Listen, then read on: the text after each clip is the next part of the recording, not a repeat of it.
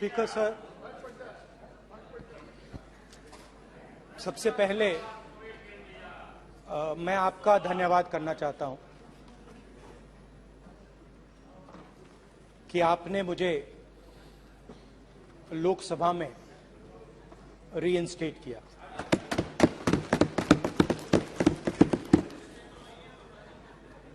और पिछली बार जब मैं बोला तो शायद मैंने आपको थोड़ा कष्ट भी पहुंचाया, क्योंकि मैंने इतनी जोरों से अदानी जी पे फोकस किया कि जो आपके सीनियर नेता हैं शायद उनको थोड़ा कष्ट हुआ। तो वो जो उनको कष्ट हुआ,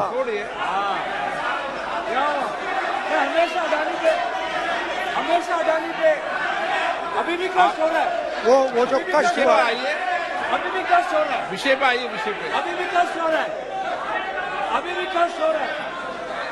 ये देखिए, ये सारे नहीं मगर सुनिए ये है। तो वो जो कष्ट हुआ 1 2 3 4 5 उसका असर शायद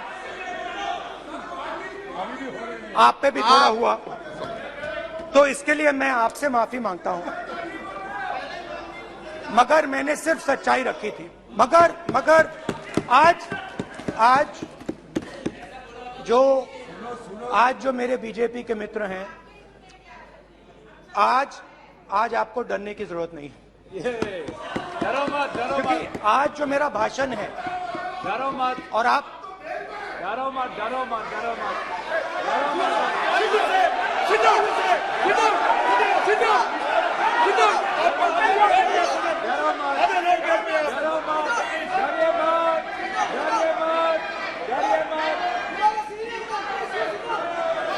स्पीकर सर, अरे बैठो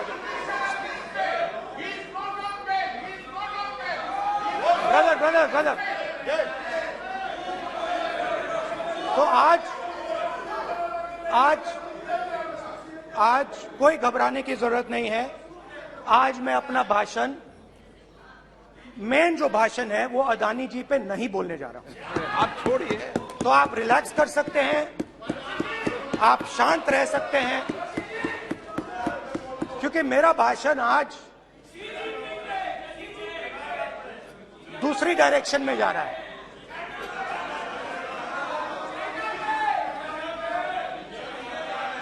रूमी ने कहा था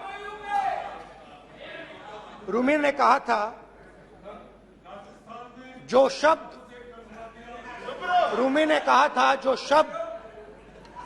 दिल से आते हैं वो शब्द दिल में जाते हैं। तो आज मैं दिमाग से नहीं बोलना चाह रहा हूं, मैं दिल से बोलना चाहता हूं।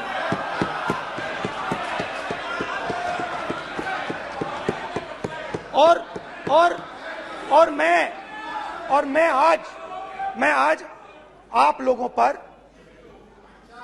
इतना आक्रमण नहीं करूंगा। मतलब एक दो गोले जरूर मारूंगा, मगर इतना नहीं मारूंगा। तो आप रिलैक्स कर सकते हैं। डरिए मत।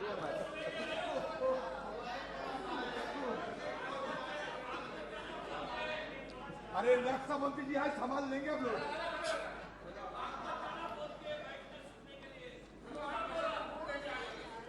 पिछले साल 130 दिन के लिए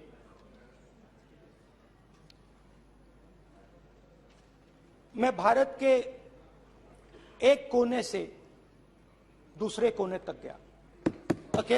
अकेला नहीं, बहुत सारे लोगों के साथ।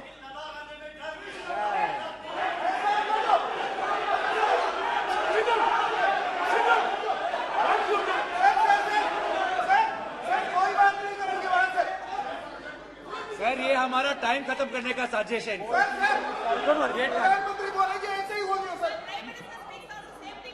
सारे समाज निकलने जबरदस्ती समुद्र अधीर अधीर अधीर समुद्र के तट से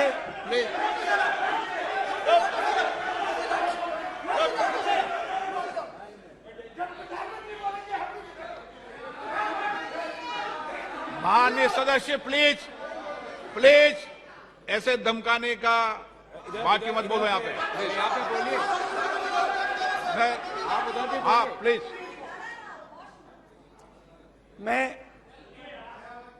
समुद्र के तट से कश्मीर की बर्फीली पहाड़ी तक चला। नहीं, लद्दाख को मैंने नहीं छोड़ा। यात्रा अभी खत्म नहीं हुई है, यात्रा जारी है और जरूर लद्दाख आएंगे, घबराइए मत। बहुत सारे लोगों ने मुझसे पूछा यात्रा के दौरान, यात्रा के बाद कि राहुल तुम क्यों चल रहे हो, क्या तुम्हारा लक्ष्य क्या है, कन्याकुमारी से कश्मीर तक क्यों जा रहे हो। और जब वो मुझसे पूछते थे, शुरुआत में मेरे मुंह से जवाब नहीं निकलता।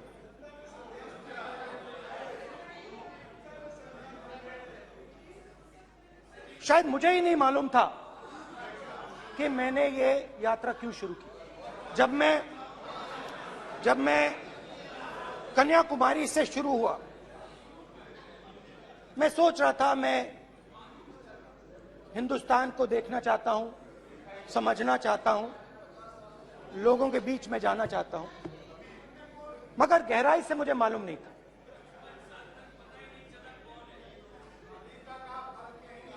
थोड़ी देर में मुझे बात समझ आने लगी।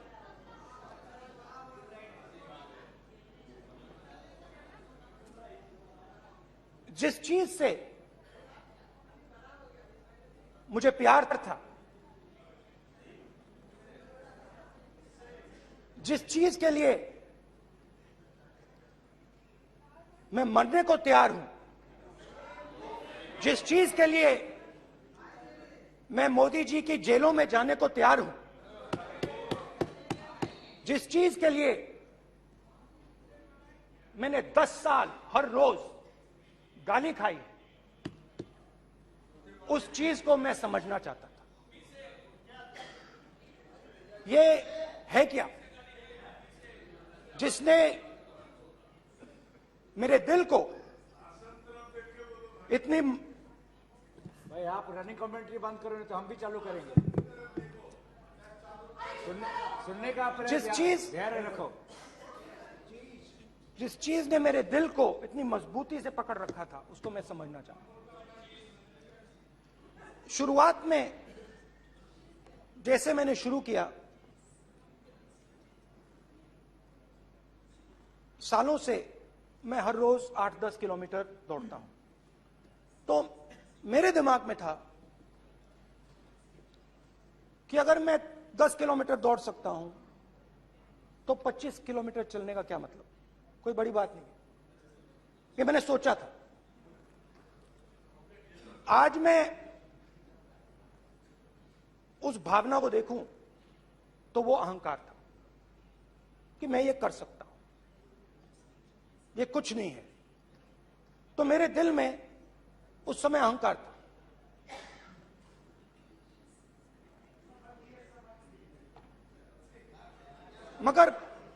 मगर भारत अहंकार को एकदम मिटा देता है, 1 सेकंड में मिटा देता है। तो हुआ क्या, 2-3 दिन में मेरे घुटने में दर्द शुरू हो गया। पुरानी इंजरी थी और जबरदस्त दर्द। हर रोज मैं उठूं और मेरे घुटने में दर्द, हर कदम में दर्द। तो पहले 2-3 दिनों में जो अहंकार था, जो मतलब भेड़िया जो निकला था, वो चींटी बन गई एकदम।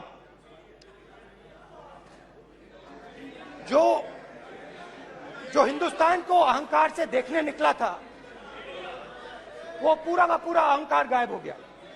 और रोज मैं डर डर के चलूं कि क्या मैं कल चल पाऊंगा। ये मेरे दिल में डर था। और जब भी ये डर बढ़ता था, कहीं ना कहीं से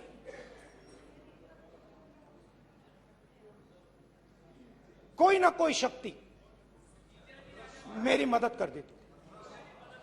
एक दिन मैं सह नहीं पा रहा था, एक छोटी सी लड़की आती है, मुझे चिट्ठी दे देती। मैंने चिट्ठी खोली, 8 साल की थी, उसमें लिखा था, Rahul, I am walking with you, don't worry. उसने मेरे पैर में चोट देखी और उसने अपनी शक्ति मुझे दे दी। सिर्फ उसने नहीं, लाखों लोग ने। और शुरुआत में जब मैं चल रहा था, कोई किसान आता था, मैं एकदम पहले उसको अपनी बात बताता था कि आपको ये करना चाहिए, आपको इस प्रकार से काम करना चाहिए। मगर इतने लोग आए, हजारों लोग आए, कि थोड़ी देर में मैं बोल नहीं पाया। जो मेरे दिल में बोलने का डिजायर था, वो बंद हो गया। बोल ही नहीं पाया, क्योंकि इतने लोगों से बोलना था। और एक सन्नाटा सा छा गया, भीड़ की आवाज थी, भारत जोड़ो, भारत जोड़ो, भारत जोड़ो। और जो मेरे से बात करता था, उसकी आवाज में सुनता गया।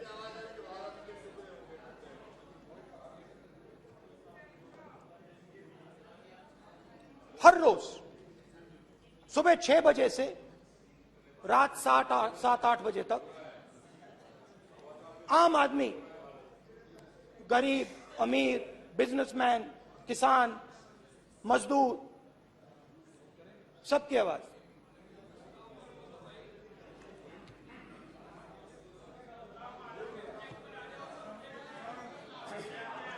आ रहा हूं। आप कल से रुके, अब थोड़ा और रुक लो, 5-10 मिनट रुक जाओ। तो ये चलता गया, मैं बात सुनता गया। और फिर मेरे पास एक किसान आया, और किसान ने हाथ में रुई पकड़ी हुई थी, और उसने मुझे कहा, अध्यक्ष महोदय, उसने मुझे कहा, मेरी आंख में देखकर उसने मुझे अपना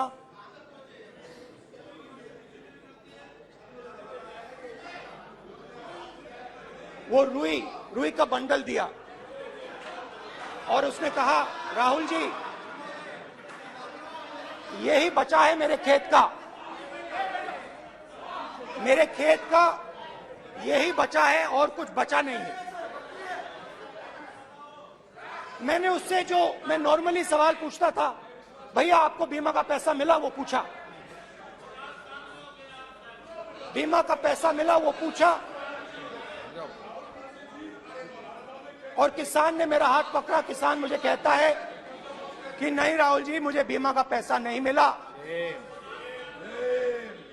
हिंदुस्तान के बड़े उद्योगपतियों ने वो मुझसे छीन लिया।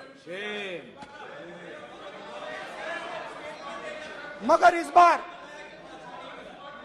बड़ी अजीब सी चीज हुई। जब मैंने किसान को देखा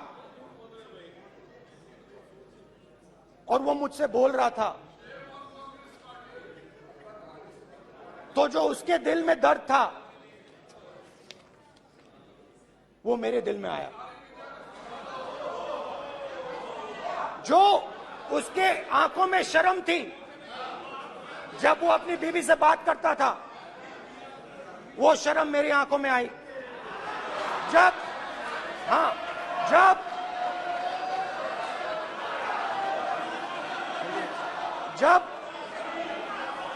उसकी जो भूख थी वो मुझे समझ आई। और उसके बाद यात्रा बिल्कुल बदल गई।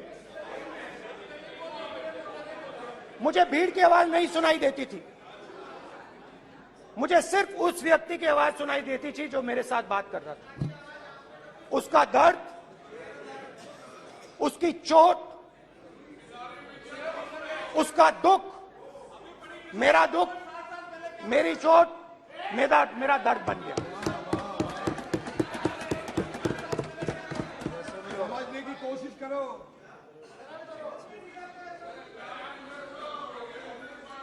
भाइयों और बहनों, लोग कहते हैं कि ये देश है,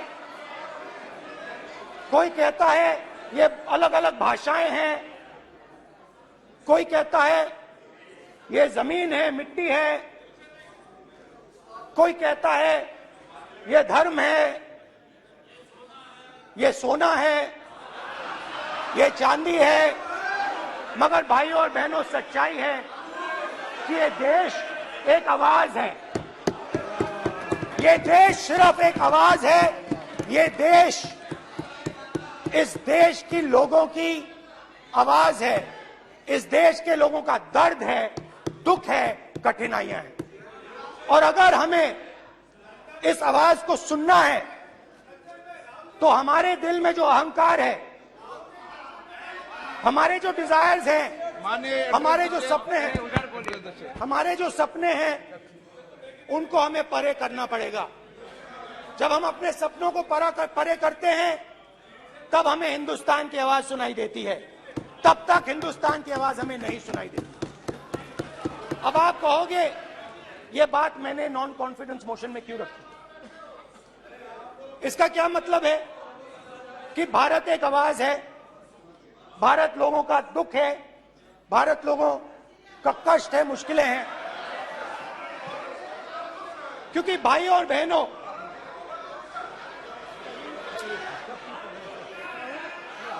अध्यक्ष महोदय, अब पूरा सूद समेत जवाब तुमको मिलेगा। फिर पूरा सूद समेत जवाब देंगे सर। फिर आप हमें मत रोकेगा सर। अध्यक्ष महोदय, फिर आप हमें मत रोकेगा सर। आप हमें मत रोकेगा। फिर आप हमें मत रोकेगा। आप हमें मत रोकेगा। फिर आप हमको मत रोकेगा सर। हम सब देख रहे हैं, सब सुन रहे हैं, आप हमको फिर मत रोकेगा सर।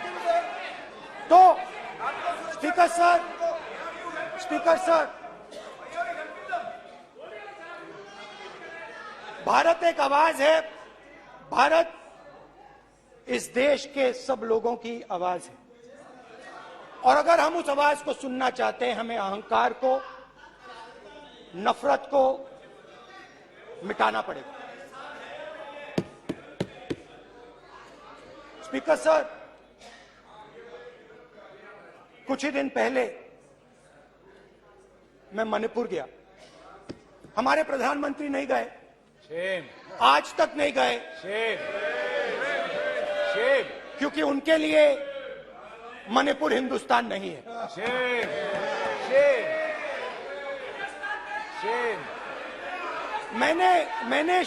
मैंने मणिपुर शब्द प्रयोग किया, मगर आज की सच्चाई यह है कि मणिपुर नहीं बचा है। मणिपुर को आपने दो भाग में कर दिया है। मणिपुर को आपने बांट दिया है, तोड़ दिया है।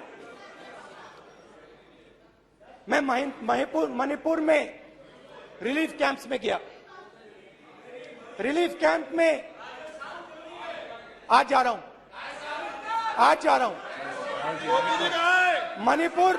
मणिपुर में रिलीफ कैंप में मैंने महिलाओं से बात की। ठीक है सर, अब हमको मत रोकेगा। आप हमको मत रोकेगा। You tolerate this all this. Sir, Don't allow this. पूरा टाइम देंगे Don't सर। sit down. पूरा टाइम देंगे। Yeah.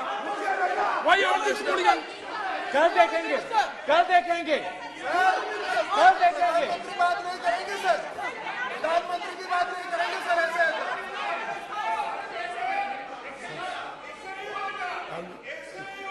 सूद समय मैं जवाब मणिपुर मिलेगा। गया और मणिपुर के कैंप्स में मैंने महिलाओं से बात की, बच्चों से बात की,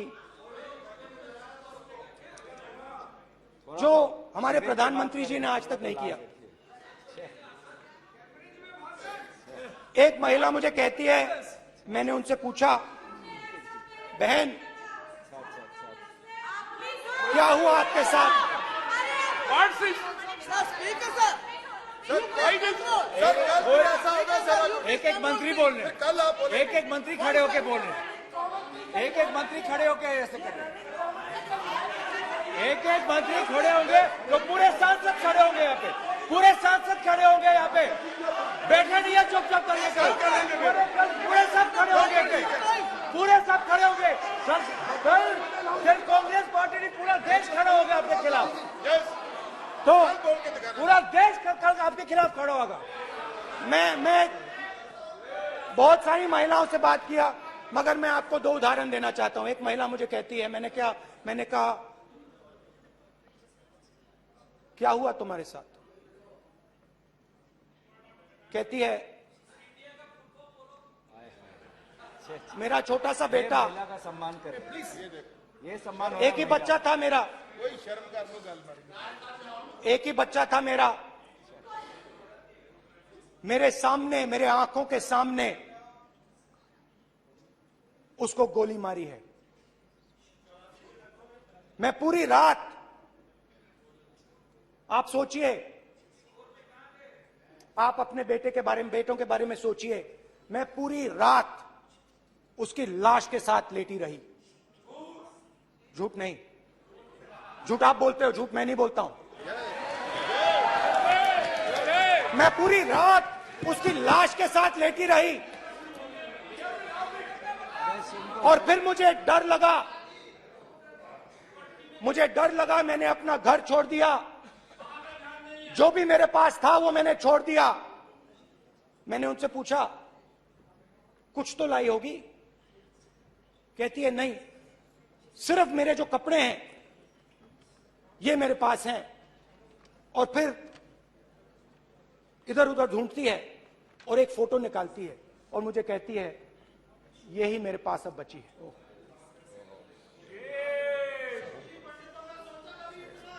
एक और उदाहरण, दूसरे कैंप में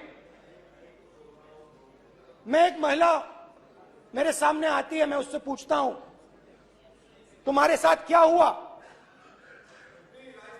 क्या हुआ तुम्हारे साथ?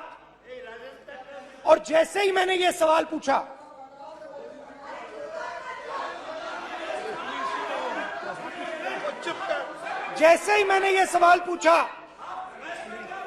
आप महिला का दर्द नहीं सुन सकते, महिला का दर्द नहीं सुन सकते, महिला का दर्द सुनने का आपका धैर्य नहीं है, महिला का दर्द नहीं सुन सकते, महिला का दर्द नहीं सुन सकते। जैसे ही मैंने उससे ये सवाल पूछा, बैठो, जैसे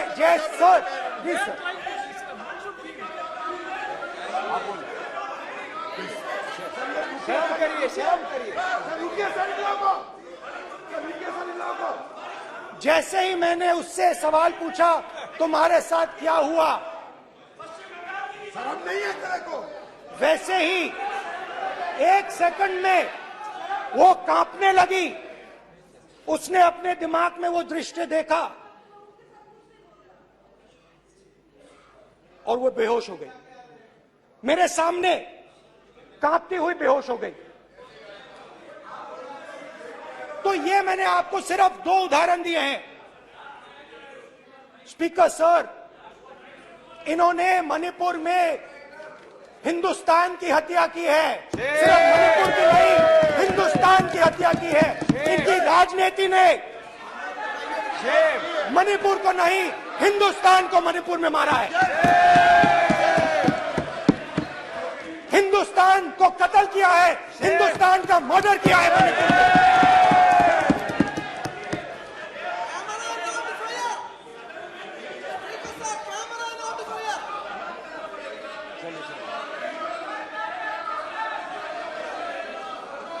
अरे 2 भाग किए हैं, शराब करिए जी।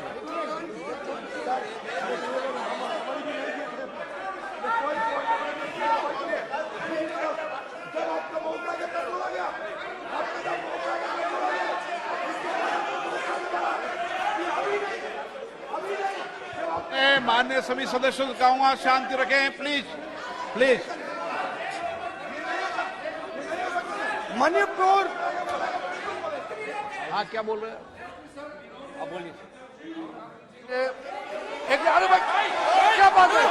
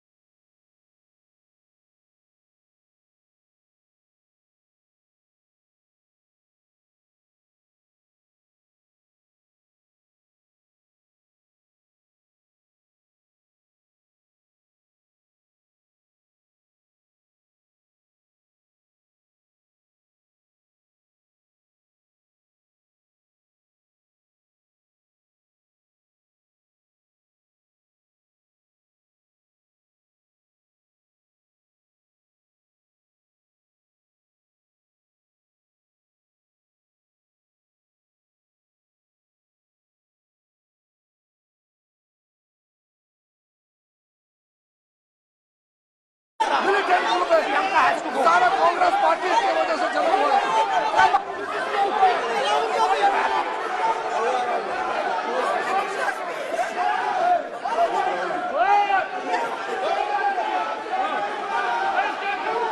ओके बैक, आजा back back back back back back back back Hemant सबको पीछे ले आओ। Back back back IB IB IB IB IB हो गया हो गया हो गया। प्रतापन हो गया। बैक आप बैक भाषण नहीं सुनना चाहते? बैक करो, आप भाषण नहीं सुनना चाहते? प्लीज बैठिए, बैक करो, बैक बैठिए, बैठिए, बैठिए, प्लीज बैठिए, नीचे आओ यार, प्लीज बैठिए, नीचे आओ, प्लीज बैठिए। चले चलिए, चलिए अंदर लो, जयकुमार चलिए। Please okay thank you thank you सबसे बड़ा thank you please thank you thank you.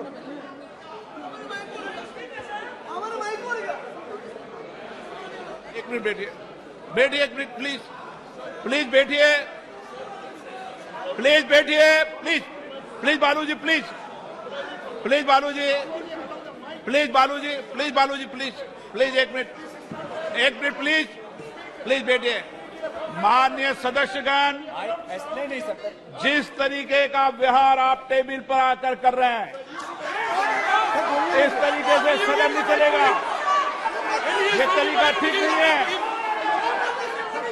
जब मैंने किसी को कहा है तो कहा है, ऐसे सदन नहीं चलेगा। आप सदन नहीं चलाना चाहते, अलग बात है। अब अपनी बात कहिए, गलत तरीका ये। नो, ऐसे सदन चलने वाला नहीं है। जो माननीय सदस्य टेबल पर आए उनके खिलाफ कार्रवाई होगी। प्लीज बैठिए, बैठिए, बैठिए, आप भी बैठिए, आप भी बैठिए। माननीय मंत्री जी, भारत माननीय मंत्री जी, प्लीज भारत बैठिए। भारत सदन है, माता, प्लीज बैठिए, भारत माता, प्लीज बैठिए। Please brother. मैं बहुत शांति से सुन रहा हूं, इसका तरीका ये नहीं है उचित हो कि आप टेबल पर आए। नहीं, गलत तरीका ये। आप जैसे मैंने माननीय sir please please brother please भैया पानी लो। जैसे मैंने भाषण के शुरुआत में बोला, भारत एक आवाज है, भारत हमारी जनता की आवाज है, दिल की आवाज है। उस आवाज की हत्या आपने मणिपुर में की। इसका मतलब भारत माता की हत्या आपने मणिपुर में की।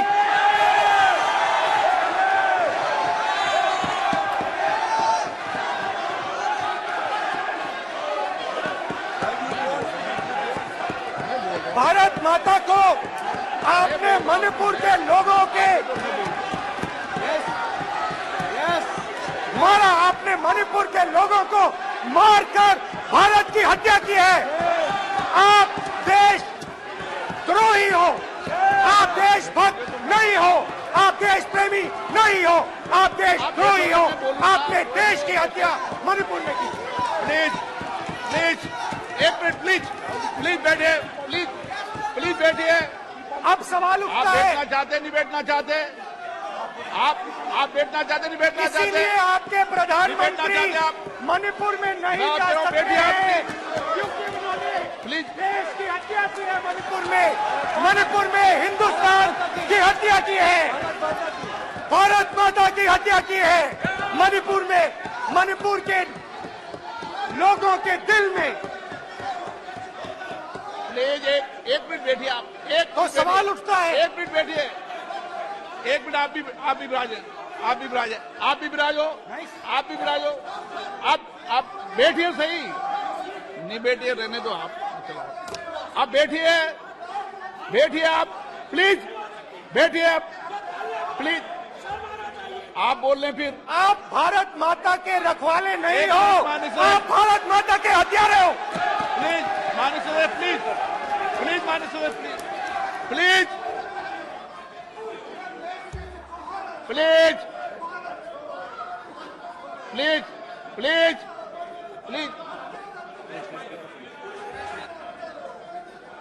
देखिए माननीय सदस्यगण, प्लीज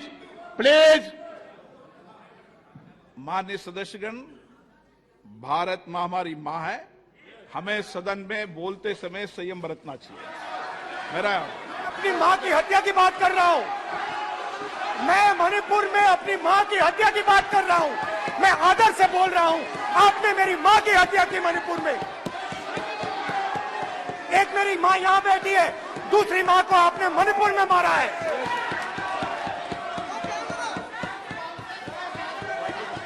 और हर रोज जब तक आप हिंसा को बंद नहीं करोगे, तब तक आप मेरी मां की हत्या कर रहे हो।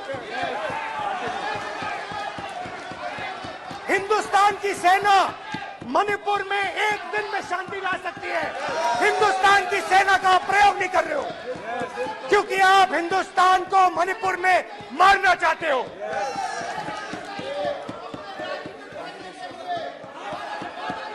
तो अगर नरेंद्र मोदी जी हिंदुस्तान की आवाज नहीं सुनते हैं, अगर हिंदुस्तान के दिल की आवाज नहीं सुनते हैं, तो किसकी आवाज सुनते हैं? दो लोगों की आवाज सुनते हैं। इसकी आवाज सुनते हैं, इसकी आवाज सुनते हैं, माननीय सदस्य और इसलिए सुनते हैं। नो एक गलत तरीका माननीय सदस्य। देख लीजिए गलत तरीका है। अडानी जी के लिए मोदी जी ने क्या काम किया है। देख लीजिए, ये पहले आप और ये बाद नहीं, में। गलत तरीका आपका माननीय सदस्य, आपका गलत तरीका है। आप सीनियर सदस्य हैं, आप इस तरीके का व्यवहार सदन में मत करिए। आप बात करिए, लेकिन इस तरीके से पोस्टर लाना ये उचित नहीं है किसी तरीके से। रावण दो लोगों की सुनता था। रावण दो लोगों की सुनता था, मेघनाथ और कुंभकर्ण।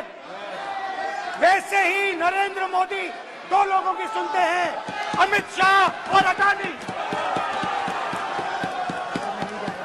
भाई और बहनों, लंका को हनुमान ने नहीं जलाया था, लंका को रावण के अहंकार ने जलाया था। प्लीज माननीय सदस्य, आप संयमित बोले। आप ये सदन है, आप तरीके से बोलिए माननीय राम सदस्य। ने रावण को नहीं मारा था, रावण के अहंकार ने रावण को मारा था। आप पूरे देश में केरोसिन फेंक रहे हो, पूरे देश में आप केरोसिन फेंक रहे हो। आपने मणिपुर में केरोसिन फेंकी और फिर चिंगारी लगा दी। अब आप हरियाणा में कर रहे हो, पूरे देश को आप जलाने में लगे हो। आप पूरे देश में भारत माता की हत्या कर रहे हो।